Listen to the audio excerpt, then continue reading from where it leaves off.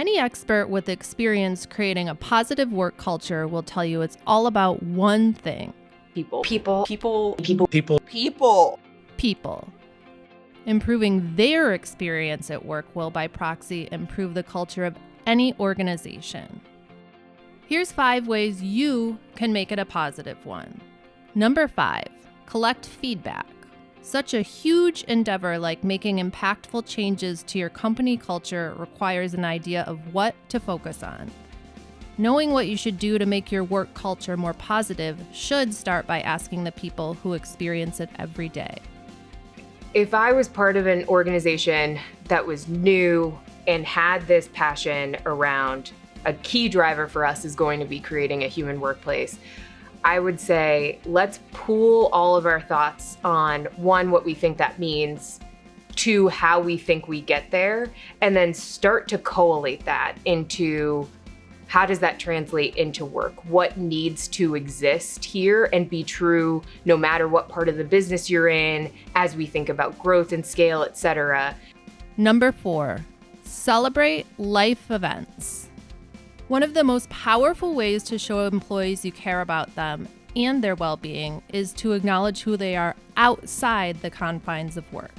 If you get all the peers around you recognizing you, celebrating who you are, and essentially saying to you, I not only see what you're doing at work and appreciate it, I see who you are, that's a connection to all these different people who are doing that for you.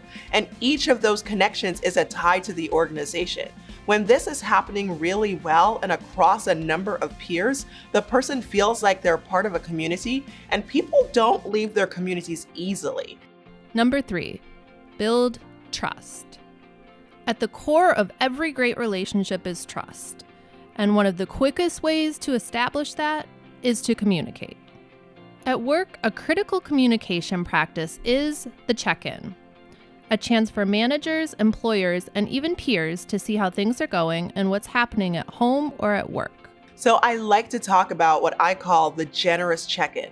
Please don't just check in on what the person is doing, check in on how they are and who they are.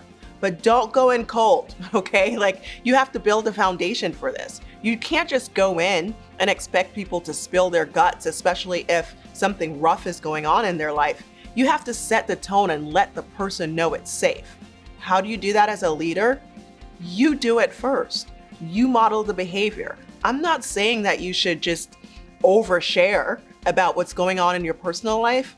What I'm saying is be vulnerable. Number 2, recognize your employees. It seems basic, but some people still don't see the value of showing appreciation at work. Dr. Misha Ann Martin, do you have anything to say to these detractors? I say, where would you want to work? Do you want to go into work somewhere where somebody never says thank you? Where you don't feel like that organization sees and appreciates your unique talents, capabilities, and contributions? Or do you want to go to work somewhere where you feel like not only can you be yourself, but they value specifically what you bring to the table, and they say thank you to you for that all the time? So I know where I'd want to work, but I also know what our research says. Our research says that people disproportionately want to work at and are likely to stay at organizations where they feel like they are appreciated. So please, say thank you. Number 1, prioritize psychological safety. People are at their best when they can be themselves, when they aren't afraid to take a risk or make a suggestion, when they feel included for who they are. At work, we define this as psychological safety. The ideal workplace, in my opinion, would first and foremost be psychologically safe, which means that you can express what's going on not only at work, but also what's going on outside of work. You can be fully yourself You don't have to feel like you need to project this work persona that is different than who you are in your personal life. The truest way we can create a psychologically safe environment is to understand our people, to know our people, and understand what would make each one of them as an individual feel psychologically safe. That's going to be different for me than it is for you or for someone else on my team. And if you don't know what would make them feel psychologically safe, I might suggest you need to spend some more time with them in order to know that.